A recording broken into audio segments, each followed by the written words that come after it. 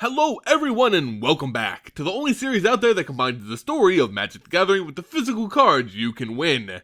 I'm Simon and this is Friday Night Lore.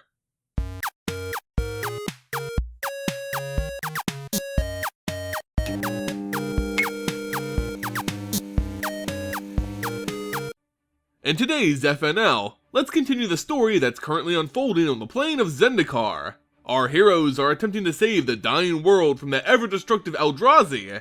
Jace Beleren is off looking for clues at the Eye of Ugin, Nissa's reminiscing about the soul of Zendikar, and Gideon Jorah has placed it upon himself to save as many of the world's refugees as possible. Gideon believes these individuals are the fighting force of Zendikar, and as they make camp on a floating hedron, the survivors of Sky Rock come to a crucial decision. Although Gideon is indeed an impressive fighter and leader, the Planeswalker isn't leading this band of people too stubborn to die. That responsibility falls upon the shoulders of Commander Vorik. Gideon and Vorik have some history together, fighting alongside one another since the very beginning. Vorik trusted Gideon in battle, and as a leader, that is, until the fall of Seagate, Zendikar's greatest city. During the Eldrazi invasion of the city, Gideon and Vorik attempted to hold the monsters back. Gideon, for reasons unknown to Vorik, planeswalked away from the battle and traveled to Ravnica. Vorik wasn't aware that Gideon was fetching Jace Beleren, a man he deemed crucial in discovering a means to defeat the Eldrazi. When Gideon ultimately returned, Seagate was lost, Vorik and his forces were scattered, and Gideon was at fault. Or at least, Gideon believes he's at fault.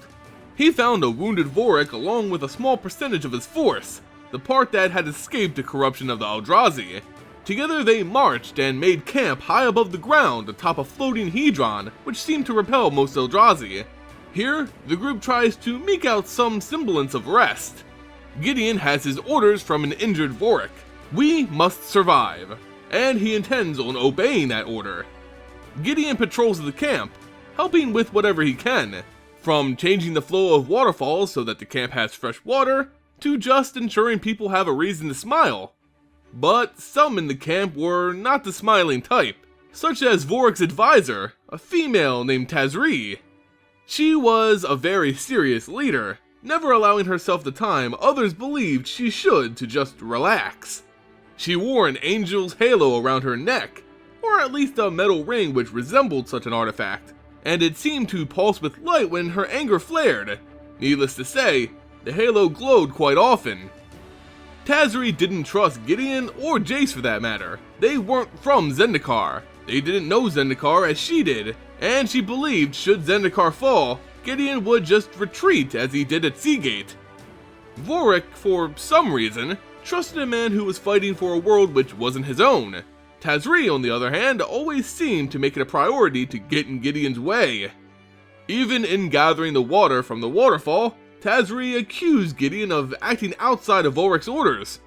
Gideon believed the water was good, it was easily accessible and lightened the spirits of the survivors. Tazri, of course, believed it was a waste of time and energy. The camp could be preparing to evacuate from this floating rock, not make themselves comfortable. This was the difference between Gideon and Tazri. Tazri believed they should continue in their evacuation, run from the Eldrazi. Gideon believed they should recoup their strength here on Skyrock, stay for as long as possible. Commander Vorik tended to side with Tazri on this matter. But the commander was in no condition to lead an evacuation.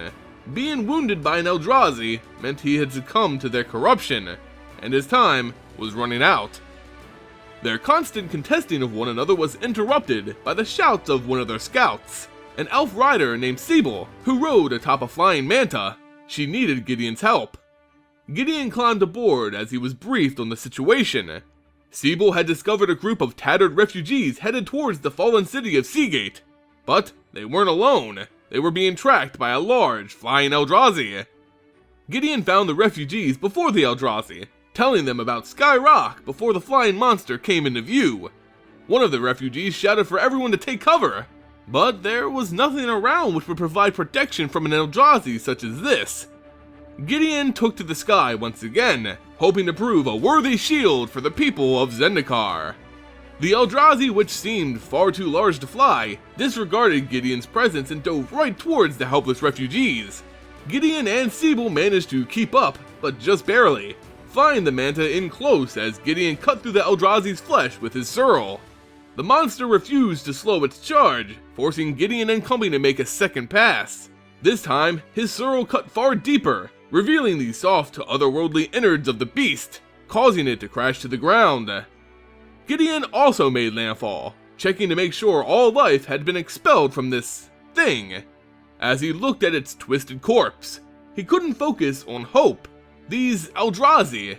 How could the Zendikari ever survive anything like this? How could the refugees evacuate to Zulaport like Volric and Tazri wanted? There were just too many Eldrazi, and not enough people able to protect them. Leaving Sky Rock meant certain death. If they want to survive, they must stay on the rock. Gideon, of course, wanted the people of Zendikar to do more than just survive. They needed to fight. As Gideon, Siebel, and the new refugees made it back to Sky Rock, some of the group discussed their plan. The group was headed towards Seagate, believing it was the last safe place on Zendikar. Gideon and Tazri had to inform them that Seagate had in fact fallen, and their camp planned to evacuate to Zulaport in Andu. The refugees were shocked. They couldn't believe the Jewel of Zendikar had fallen, nor could they believe the survivors were headed to Andu. They were in fact from Andu, and Andu is all but lost. This realization stunned Tazri, who, like Commander Volric, put so much emphasis on evacuating to Zulaport. But this information didn't have time to sink in, for her and Gideon were summoned to Volric's tent immediately. The stalwart commander was dying. The chalky corruption of the Eldrazi pushed ever further into his body. He was surrounded by healers who were now simply easing the commander's pain. It was clear to all, Volric would be dead by the end of the day, and thus the survivors of Skyrock would have to be led by a new commander.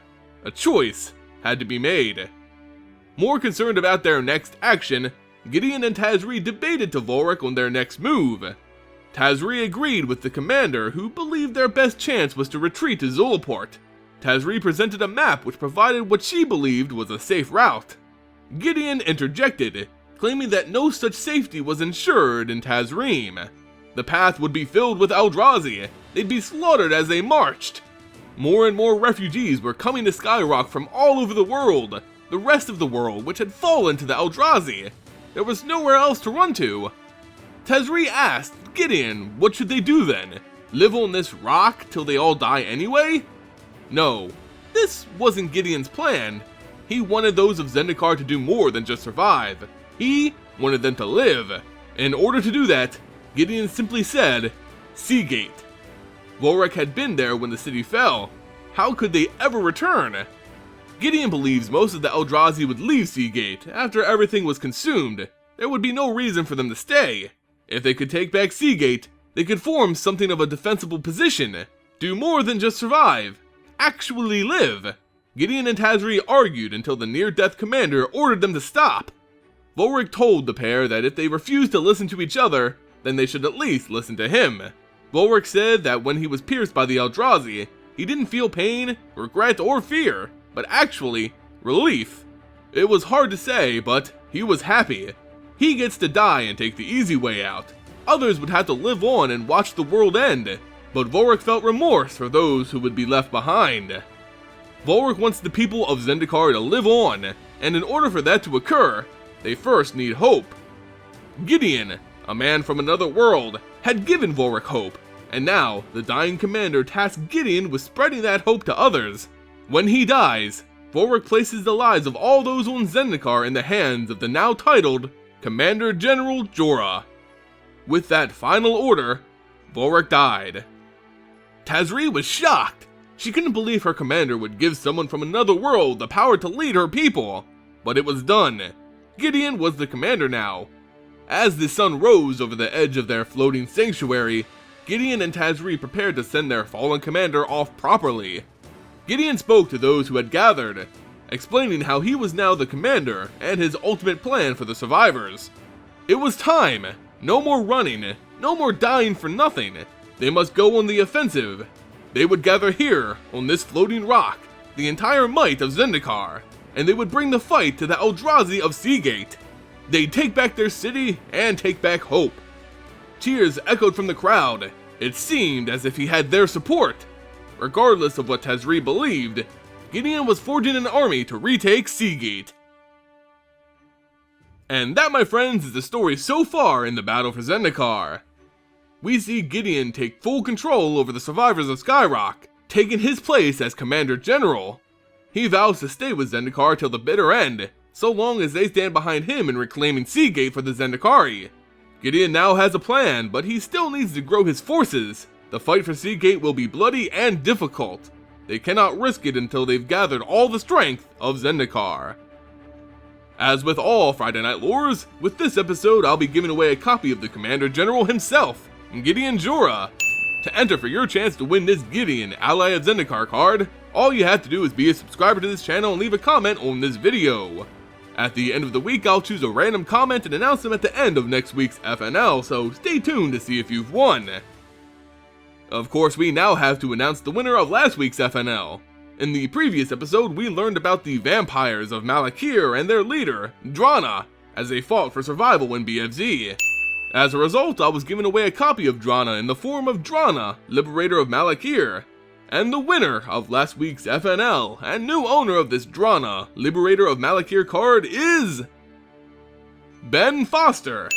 Congratulations, Ben Foster. If you could, please check your messages on YouTube for a message from me. There you'll find all the information I need to send you this card. Hopefully, this time the card won't be taken from you. I'd also like to take this time to announce the winner of my weekly Patreon giveaway. Congrats to Mary Green, you've won 2 packs of BFZ. If you'd like to enter for these weekly Patreon specific giveaways, perhaps check out my Patreon page in the description below. Not only do you directly support the channel, you'll also get cool stuff from me every month. It's just a way of me saying thank you to those who are able to continue to support the channel. You can also support this channel by visiting my sponsors over at abugames.com. abugames.com is a leading online store for all things Magic the Gathering, and I really suggest you guys checking them out. In any case, I hope you all enjoyed the video. If you did, consider hitting that like button and sharing it with a friend. It goes a long way in supporting future content. You can also follow me on social media for all the latest MTG updates. Find those links in the description below. As always guys, thank you all so much for watching, and I'll see you next time.